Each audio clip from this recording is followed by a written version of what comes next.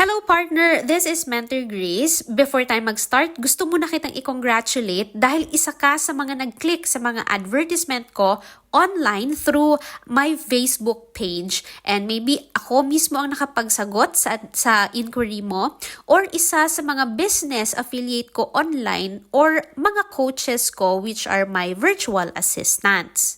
Before po tayo mag-start, papakilala lang po ako. I am Mentor Mary Grace Alquesola, founder of Project HOF. Dati din po akong empleyado for 10 years and pinakalas na work ko is a supervisor sa isang tire company sa Cebu. So, Bisaya po ako.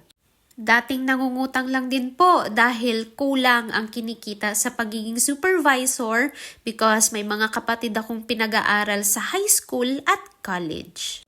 And pinangarap ko din po talaga na syempre magbago ang buhay ko kasi marami pong nakaasa po sa akin kahit single po ako. Syempre wala namang taong hindi nagdadasal. Isa din po ako sa talagang taimtim na nagdadasal dati na Lord, gusto ko ang magbago ang buhay ko. Pero hindi ko po hiningi na magkaroon ako ng maraming pera agad-agad kasi hindi naman siya maghuhulog sa akin ng pera sa harapan ko para ipanggastos ko.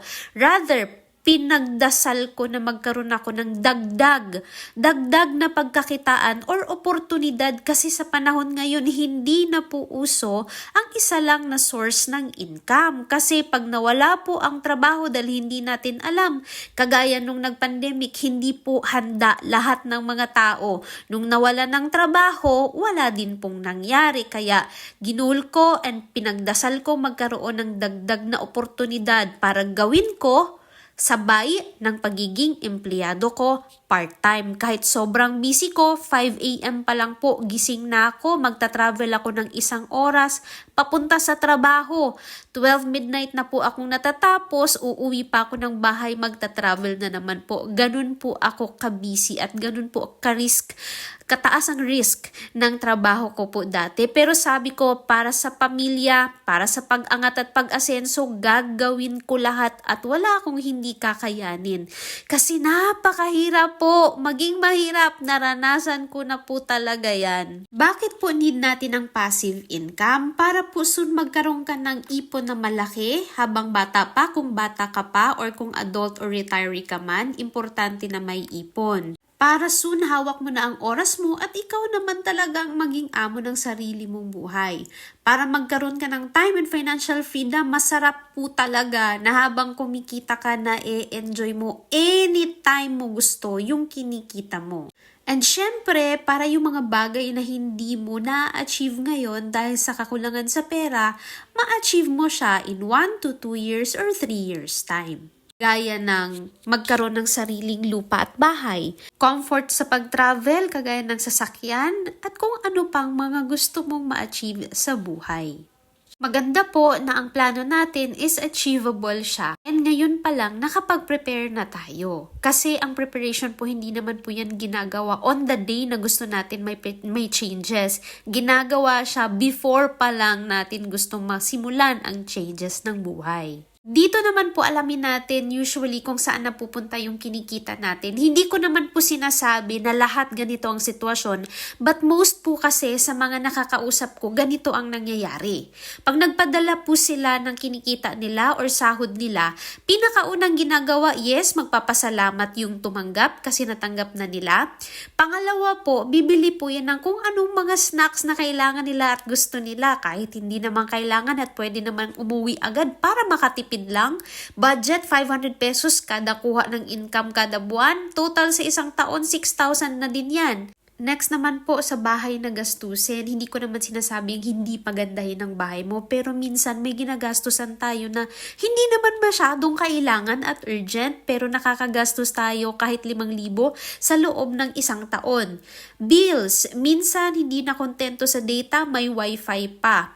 Hindi na masyadong nabibigyan ng tuon pansin ang pagtitipid sa ilaw or kuryente at sa tubig. Reason, minsan nakakapag-waste tayo ng 6,000 pesos sa loob ng 1 taon kasi 12 months yan sa loob ng 1 taon, di ba? which sana nabigyan ng pansin ng mga gumagastos ng pera at tumatanggap para makatulong naman sana na makapag-ipon kasi hindi naman po habang buhay may trabaho tayo at habang buhay malakas para kumita ng pera.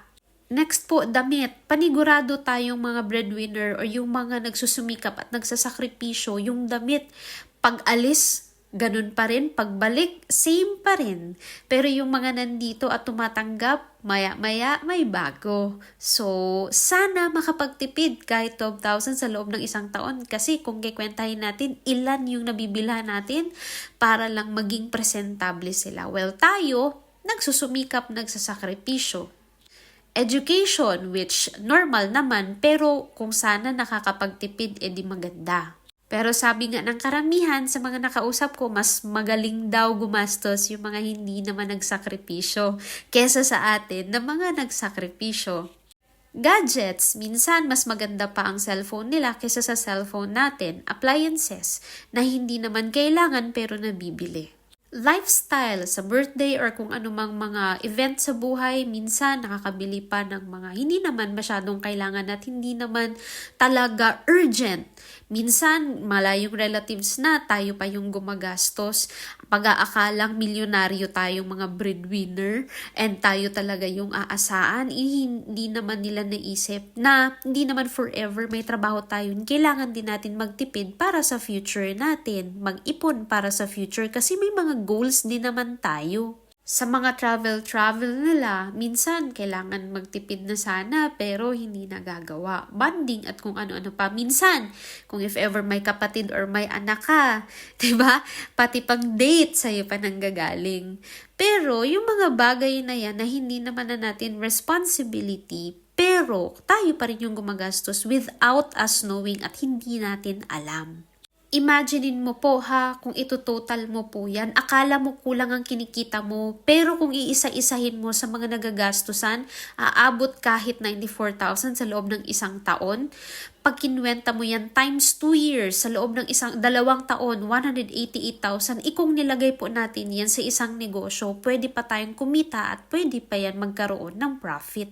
Ngayon, kapag na-feel na natin na medyo matagal-tagal na tayo sa ginagawa natin or gusto na natin na may pagbabago kahit hindi pa matapos ang contract natin, doon na po tayo nakakaisip ng alternative. Ano ba yun? Kasi galing na tayo sa employment, gusto naman natin additional income. Makakaisip tayo ng traditional business. Maybe ikaw or kaibigan mo or relatives mo or family mo ang nagsuggest sa'yo.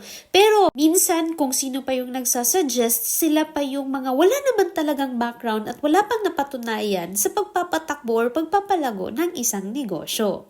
Hindi ko naman sinasabing lahat pero mostly po talaga. Sa traditional na negosyo po kasi malaki talaga ang puhunan at kailangan mo ng extra para pang buffer mo. Kailangan siya ng experience kasi trial and error talaga yan. Kailangan bayaran bills, permits at kung ano-ano pa. Minsan yung puhunan nagagalaw pa. Hindi po talaga siya definite, hindi talaga siya long term. Pero po sa sitwasyon mo kung busy kang tao, pwede ka po sa mga online business na ganito. Sa online business po, maliit ang kapital, win-win situation. Pag register mo pa lang, may freebies ka nang matatanggap. Meron siyang free mentoring. Part-time mo lang siyang gagawin at ikaw ang amo. Mataas ang support system ng community natin sa'yo at mga mentors and coaches. Hindi mo kailangan magkaroon ng experience kasi yung mentor mo yung sasalo sa'yo and no need na magsasahuran ka na empleyado. Panghabang buhay at long-term po talaga ito. Hanggang pagtanda mo kasi pwede mo siyang ipamana. Ang pangalan po ng company natin is OVI or Orbis Victus International and almost 18 years na po tayo na nag-i-exist. We have 110 na mga offices po all over the world. Marami na din tayong awards na nakuha, ibig sabihin legit po tayo. Later on, kung na-master mo na ang negosyong to, since may mga mentor ka naman na mag-guide sa'yo, pwede mong kitain yung isang taon mong pagkakitaan sa trabaho mo. Dito kitain mo lang ng isang buwan, which na-experience na din po namin. Good thing sa community natin, wala po tayong benta-benta, walang invite-invite at walang recruit-recruit. Kasi kagaya mo nag-click ka lang sa ad sa Facebook, tao na mismo ang lalapit sa'yo, and talagang tulungan tayo dito. Ang gagawin natin dito once registered ka, tuturuan kita paano i-advertise ang negosyo mo. Free script, free captions, free pictures and videos. Meaning sa free script, hindi ka na po mag-iisip ano ang sasabihin mo. Hindi ka na mag-iisip ano yung ipopost mo, anong picture or video at ano yung ika-caption mo dahil daily po ako nagsisend. Nang kokopyahin nyo lang po sa messenger po natin or sa GC po natin. At dahil part-time mo siyang gagawin at meron naman tayong GC para dyan, pwede mo siyang balikan anytime. Ibig sabihin ng anytime, kung kailan mo gusto na araw at oras gagawin ang negosyo mo. Ang importante, registered ka, importante nasa GC ka para masundan mo lang kung ano yung next na gagawin. Anytime may mag-inquire sa post mo, ire-refer mo lang sa akin gamit ang script na ibibigay ko po sa inyo. Kokopyahin nyo lang po para ako na mismo ang mag-explain doon sa tao na nag-inquire. Ito naman po ang proof na sobrang dami po talaga yung nagtitiwala sa community natin. Even sa Zoom or live natin, sobrang dami nating viewers.